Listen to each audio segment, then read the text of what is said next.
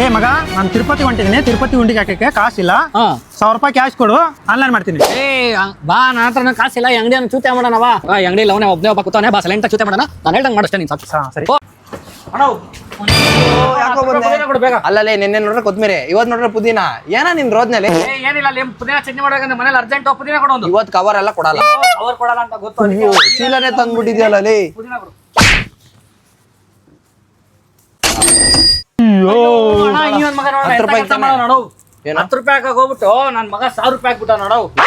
1000 ರೂಪಾಯಿ ಕ್ಯಾಶ್ ಕೊಡು, ಬೇಗ ಕ್ಯಾಶ್ ಕೊಡು. ಬಿಸ್ನೆಸ್ ಇಲ್ಲ ಅನ್ನೋ ಟೆನ್ಷನ್ ನಾನಿದ್ದೀನಿ. ಕಾಸು ಕೊಡು ಅಂತ ಬಿಡ್ಬಿಡ್ರಿ, ಹೋಗಿ ಜಾಗ ಅವನು ತಿರುಪತಿ ಉಂಡಿ ಕಾಸು ಹಾಕಕ್ಕೆ ಕ್ಯಾಶ್ ಇಲ್ಲ ಅಂತ ಇದ್ದ. ಕೊಡು ಪಾಪ ಅವನು. ತಿರುಪತಿಗ ಅಲ್ಲಿರೋದು ಯಾವ ದೇವ್ರು? ವೆಂಕಟೇಶ್ವರ. ಇದ್ಯಾವ ದೇವ್ರು? ವೆಂಕಟೇಶ್ವರ. ಮುಗಿರಿ ಕೈ.